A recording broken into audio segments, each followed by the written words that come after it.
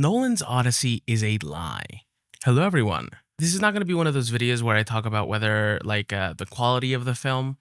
I feel like a lot of people have done that, and that's awesome.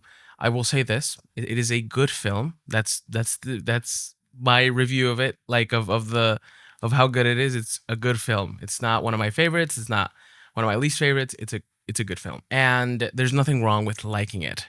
That being said, as I stated before, it is a lie. And I really want to get into that. I worked on the Film Comics Explained video, I edited it.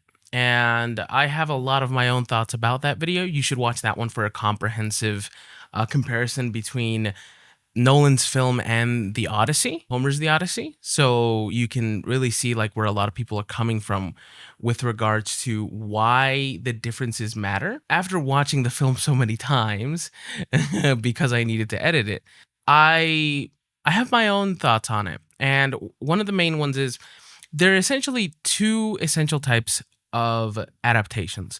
Number one is the ones that keep the sort of character and spirit. You have The Lord of the Rings as the sort of golden sample for it, right?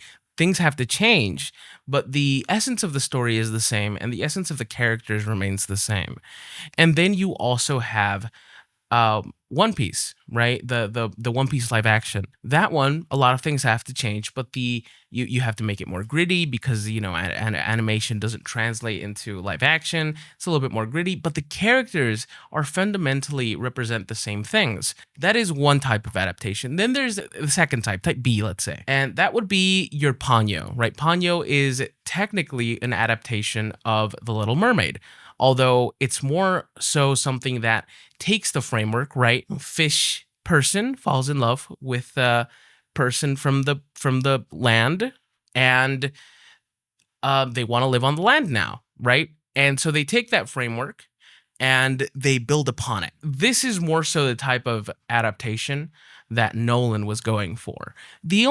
My big issue with it, right, is how in keeping so much of that structure, right? Because with Ponyo, the characters' names changed, the location changed. The essence of the story, the sort of the backbone of it, is exactly the same, but everything else is completely different, right? Because they want to tell a different story. It's about something different, and Nolan's did that as well. Except he kept all the names, he kept all the locations, he kept all the characters that can be, and all the characters that really shouldn't be kept. One of my biggest gripes is, for example, Nolan can have his own Odysseus, and Nolan's Odysseus can be someone who represents guilt. The problem is, if you can't change Odysseus's name, then what about characters who exist outside of the Odyssey and represent an archetype? And this is where my big gripe comes in with Athena. Athena cannot be Nolanized. You can't really Nolanize Athena. Something that would have made the film drastically work more, in my opinion, is if Athena was just replaced by literally anyone else. Anyone. It could be Odysseus' mother, which sort of makes a lot of sense. Odysseus' mother would actually be a pretty great representation, but it could have been his wife. It could have been, anyone of his comrades that died in the war, right? Because Athena exists in the collective unconscious in an absolute state, and she always would represent the same thing, and she would always represent the same thing that she represents in Homer's The Odyssey, which is someone that supports what Odysseus did. Not only supports it, but thinks it's really clever and cool. And because she is not the goddess of strategy, warfare, wisdom in Nolan's The Odyssey. She just isn't. She's just some sort of ghost. And we kind of established that the gods are a real thing in Nolan's The Odyssey, sort of. He sort of flip-flops on whether or not they are or aren't a thing, but you do have mythical creatures, so they are a thing, kinda. And they do have the retribution when it comes to Zeus, when it comes to Calypso. Odysseus frees himself, not with the help of the gods, but because Calypso sort of just lets him go. Magic is real because all the guys get turned into pigs, right? But at the same time, the gods are completely removed as characters, which is weird. Also, the idea of like hospitality being replaced with Zeus's law, I think that's really dumb. They shouldn't have renamed that for no reason. But I digress. There is a categorical difference then in the way that the film represented itself, which is finally a big budget adaptation of the Odyssey, a modern maybe take on the Odyssey, but it's still the Odyssey and what we got. And if it would have represented itself more as Nolan's own Odyssey, right? With Nolan's characters, maybe the guy wasn't named Odysseus, but they went to the same places. He represented something different. Or he was named Odysseus, but we established more clearly that he is not the same Odysseus from the Odyssey, but that's not really well established at all. It tries to sell itself as being very similar, and I think that is its biggest crime. And I think that's why a lot of people disparage the film. And there's no reason for people. I was seeing the comments on the Film Comics Explained video, and a lot of people were, I really liked it. It's just like that's not the point, right? The point is not whether or not you liked something. Awesome, you liked it, cool. You can like something, and that thing can have a lot of flaws. Like you don't have to be like, well, I liked it and get sad about it. You don't need to defend yourself for that. There's nothing wrong with you for liking something that's bad. One of my favorite films, for example, is Shark Tale. Shark Tale is objectively, this is not even like in the same ballpark as The Odyssey. The Odyssey is a good film. Shark Tale is a shit film. It's a horrible film, and I love it.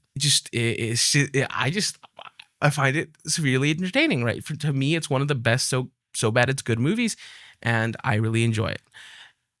And I don't need to defend myself for enjoying it. So don't feel bad for enjoying it, but understand that a lot of the critiques are coming from a place of disappointment, from the dissonance that was created between what was sort of promised and what was delivered, right? So like again, this isn't a video about the quality of the film. The quality is great. I guess I'll talk about it a little bit, right? Like the effects are really good. The scenes with the Cyclops are terrifying, although it doesn't keep the same spirit as the Odyssey. It does what Nolan wants it to do very well. The fighting scenes with the giants are amazing. I do think the film sometimes sort of falls into that like Nolan, like you're just sort of kind of being manipulated in a way. That's how I felt with a lot of like more recent Nolan films.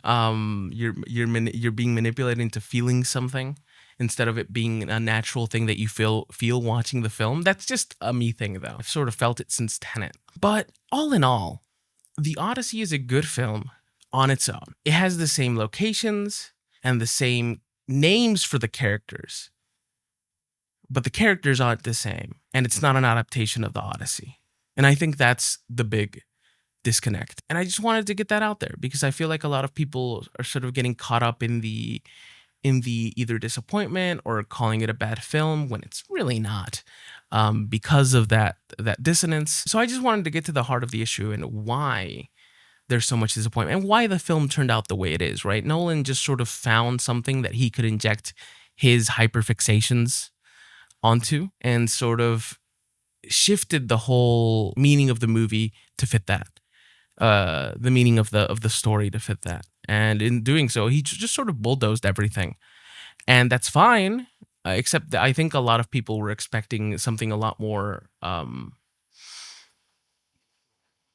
let's say, that honored the original a lot more. But Odysseus does not represent the same things. And Athena is not really a character that exists at all. The gods aren't either.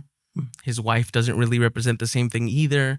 It's a very modern. It's not his wife. It's not Penelope. And the most similar-ish character might be Calypso, but kinda, but not really. Yeah, that's about it. I just needed to get that out there. If you guys would be interested in seeing more content around like media, let me know. Right? I've always loved to share. I studied film. I love to share my thoughts on film, and I'm releasing this video because I've been sort of ruminating way too much on the videos that I said I was going to publish previously.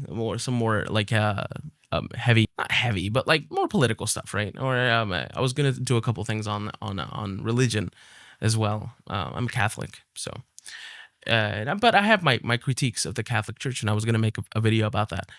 And so, yeah, whatever you guys want to see, just leave a comment down below. And thank you so much for watching this video. This has been your boy Andy, or you can call me Kirby. Again, my gaming channel is Kirby's Cave here on YouTube as well. I'll leave a link in the pinned comment. And I will hopefully see all of you guys soon. Have a good one.